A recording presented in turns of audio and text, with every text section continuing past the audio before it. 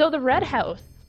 If I had to pick one word for it, it would be confusing. The Red House is a contradiction. It isn't a boundary, but it isn't the real world. It has supernatural ties that are deeply entangled in the main plot of the series, and yet we've never heard of it before. It's the most dangerous thing the heroes have encountered. It's an enigma. And then there's Tsukasa. There's a lot to think about with this one, so we're going to go through some of the bigger theories for it and talk about what might make sense and what doesn't. So what do we know now? We know that the red house contains a hole, and this hole contains some spirits, we'll call them demons for now, whose origins are unknown. However, we do know that they're able to talk to Tsukasa and tempt him into making a wish, and this wish, although it led to the prolonging of Amane's life, unfortunately resulted in our baby Sue being stuck in the house forever as a sacrifice. But then Amane supposedly stabs Tsukasa to death when they're both teenagers. Yeah, what the hell is going on here? Now, this may sound crazy, and some of you may already figure this out, but in order for this occurrence to properly be explained, there would need to be two Tsukasas. But before we jump into this, however, let's explain what exactly we mean by two Tsukasas. There exists one Tsukasa, the original that was trapped in the house and has never left for the past 50 years. He's still human. How do we know this? We will tackle this later. But then there exists another Tsukasa, who we all know, who we all love, and in some cases, simp for. Well, you guys know yourselves. Personally, I used to feel uneasy when Tsukasa was around, but he's definitely grown on me. I loved him from the start. Who's my favorite psychopath? You're my favorite psychopath. Yes, you are. Yes, you are. As for this Tsukasa, it's unclear whether he's a human or supernatural. By right, he shouldn't even exist because we know that babe Tsukasa has never left the house, and this Tsukasa was supposedly able to attend school with Amane, so he shouldn't exist. How can he be human? Well, there's a simple answer.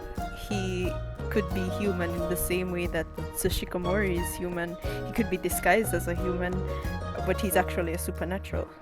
Basically, what I'm trying to say is that the Tsukasa that attended school with Amane is a supernatural, not a human. I mean, how can he be? Unless he's some sort of artificial human. But we don't really want to stray into this territory yet, as Tsukasa himself, with all his power, doesn't know how to achieve this. Sue, on the other hand, is definitely human, even though he seems to not have aged in the past 50 years. Using the useful information Yashiro gave us, if you notice in the house there's an abundance of clocks and faucets. Water seems to be running from the faucets, but it doesn't flow on the ground. And I've been thinking that these faucets are maybe frozen in time. The water isn't even running properly, but it's hard to tell on a manga panel. But nevertheless, we at least know that the house is capable of tampering with time and therefore tampers with the boy's time. So his time is paused. So how did this Tsukasa come about in the first place? Well, this is where the Red House comes in. First, you have to ask yourself this. How is the Red House able to do this, that, and especially that? Why is Ko's mom there? Shouldn't she be on the far shore? Sato and Yoko, they should both be alive elsewhere. They're also all tangible. Clearly, this house is capable of replicating human beings, most likely from the victim's mind. As for whether these human beings are actually supernatural is still up for debate. So is it possible that the house is involved in the creation of this second Tsukasa? There's two general approaches to take if we're running with the assumption that the house created fake Sue. The first is that the house did so in response to a wish. If that's the case, then the one who made the wish is probably Amane, who offered himself up as a sacrifice in exchange. This would lead into the parents offering themselves in turn for the safe return of their children, handily explaining why these seemingly loving parents aren't around during the twins' teen years. The other option would be that instead of Amane making the wish for Tsukasa's return, we forego that entirely and it was the parents directly. in which case it would still explain why the parents aren't there. There is evidence that the house might consistently demand a human sacrifice in exchange for granting a wish. When Sue offered Ko the safe return of his mother, he doesn't state that Ko himself would be able to return as well. And in fact, it's already been stated that Ko shouldn't be able to return regardless. There's also the implications here and here. This would line up with people consistently offering themselves as a sacrifice to the house in exchange for their wish. The other approach to take is that the house created Tsukasa of its own accord, handily replacing the living Sue with the Yugis being none the wiser. This theory runs with the idea that Amane didn't know that Tsukasa was a fake and ties in more readily with some of the ideas on Tsukasa and his potential goals, but we'll get into that a bit later. Let's not forget our story's heroine now. She's been missing for the past 3 chapters. She has been missing for the past 3 months, guys. And don't even get me started on Hanako. That boy has been missing for a whooping 7 months. That's over half a year. That feels like a decade to me. I don't know about you. Who's Hanako? I don't remember a Hanako. Was there a Hanako in this series? I feel like I've heard that name before. Well, to be completely honest with you, if your name is going to be in the title of the series, that's Hanako-kun, you would at least do us the pleasure of appearing at least once every chapter or every 2 chapters. Gosh. Now, back to Yashiro. What is she even up to? Where was she taken? Is she even alive? One theory that we can propose is that Nene is actually number 7's boundary. Since it was recently confirmed that the origins of Yugi Amane is the Red House, then there is no doubt in our minds that the Red House contains or is the connection to number 7's boundary. Perhaps in an attempt to leave the house with baby Sue, she triggered the house and the house reacted by keeping her trapped. But since Amane shares a connection with baby Sue, then she could have also triggered what needed to be the connection in order to enter Hanako's boundary. Another theory is that she is in number 6's boundary. Why? Well, because bugs. That's it. Just kidding. Since the beginning of the Red House saga, we have seen some noticeable correlations between the house as well as number 6. And every mystery for that fact, but the most significant correlation has to be between number 7 and number 6. The last time we saw bugs, we found out that the hole actually led to a place very close to the far shore, but it was still in number 6's boundary, so perhaps Nene was dragged back to the place where she will be able to see Sumeri again. And of course, she could still be hanging around in the house in much the same way that Ko and the kid are.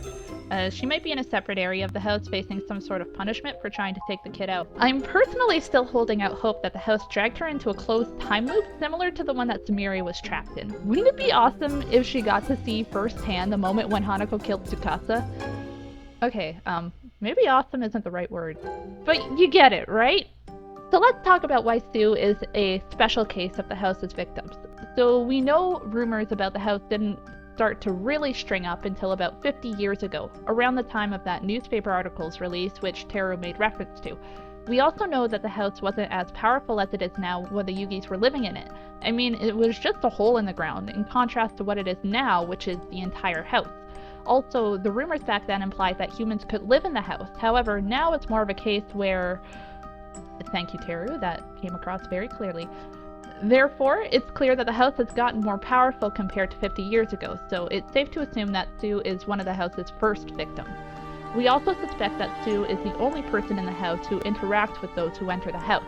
We know he was talking to someone before Nene and Ko got there, and now this other child, that Nene called it, is nowhere to be seen. This is where we'll start to talk about Sue's role in the house. His duty, as a price for his wish, is to guide those who enter the house and assist them in realizing or admitting to the wishes that the house shows them, their inner desires. Imagine you wander into this house and see an innocent, adorable 4-year-old child offering to hold your hand. Wouldn't you want to tell him all your secrets? Now, imagine a very suspicious looking hole in the ground that wasn't there when you first moved in, offering to grant all your wishes. I don't know about you guys, but you can call me a professional carpenter when I'm done patching up that hole. And to further support the fact that the boy's acting as a guide on behalf of the house demons, remember the reason why he followed Ko in the first place, to help rescue Nene. But now suddenly his priorities has shifted to the point where Nene is no longer of concern, but finding out Ko's wishes. In fact, he wants Ko to completely abandon Nene by comparing his love that he has for her to the love he has for his mother, which is kind of a low blow. But we also have to keep in mind that Sue has been doing this for the past 50 years. I'd be pretty surprised if he hasn't lost some humanity in some way, shape, or form by now. Also, Sue seems pretty content with his job. After all, the equivalent exchange means that his wish got granted for a price, and at least a man is alive. Except he isn't, but there's a pretty good chance that Sue doesn't know that. So we know for a fact that there are 2 Tsukasas. However, the details on exactly how there are 2 are a bit blurry at the moment. We also know that the purpose of one Tsu in the house is to serve as a guide, so what's the point of the other Tsukasa? One of the most plausible theories suggests that this Tsukasa is actually the embodiment of the house demons themselves, as though they made a vessel based on the 2 trapped in the house, which they have taken the liberty of possessing. This vessel just happens to look like Tsukasa, act like Tsukasa, and share his obsession with Amane, similar to how this current Mitsuba looked and acts like a twice-dead Mitsuba. This Tsukasa also probably shares the same ideologies as the house demons. I mean, if God appointed the 7 mysteries for the reason of protecting the nearshore, then obviously supernaturals can't roam the nearshore however they want. Not to mention, the exorcists are outside the house, and that's a scary thing. There is probably a reason why the demons remain in the house. Either they're trapped there or they refuse to leave. And why wouldn't they want to leave? These demons are like Santa Claus. They come to town, they grant your wishes, and since they're curses, they aren't bound by rumors that surround them, so obviously they get something in exchange for the wishes they grant. Maybe they gain more power. Either way, there is no better way to grant wishes for people other than by interacting with them yourself. So these demons probably want to leave the house, but can't, so they use Tsukasa to do so. This could also explain Tsukasa's whack ideals. The whole rules are better off broken if supernaturals and humans can't just do whatever the hell they want. Seems like something spirits cooped up in a house for at least 50 years would think as well. Also, I've reread the Picture Perfect arc recently, and Tsukasa said something to Mei which I thought was really interesting. He said, "You called me here. I always come when people make a wish from the heart." Just before he sent Nene off with Mei to try and get her wish granted. It's a bit similar to how the house operates, don't you think? Because one of the important things that you have to keep in mind is that Ko and Nene didn't wander around aimlessly and coincidentally stumbled upon the house. Rather, the house found them. Tsukasa, being the Red House demon's embodiment, could explain why he seems to be unreasonably powerful, like for no reason at all. He could be borrowing the house's power, because while the idea that he's Hanako's Yorishiro might explain his strength, it doesn't quite explain why he's rule-breakingly powerful. Most of Tsukasa's power do mimic Hanako's, but his ability to destroy a wonder and tear through dreams are well beyond anything we've seen as supernatural do. Hanako's powers are supposedly sealed after all. If Tsukasa's powers stem from Hanako's powers, then it would make more sense for the seal to affect them both, but it doesn't seem to do. Okay, so this video is getting a little long, so we'll stop here for now in terms of the discussion. Remember, everything we say today is a theory. We might be right, but we could just as easily be wrong, and half the fun in doing this is in seeing how Aidayuro manages to subvert our expectations. Gosh, I can't remember the last time I was actually right about one of my predictions for one of the upcoming chapters. Do you?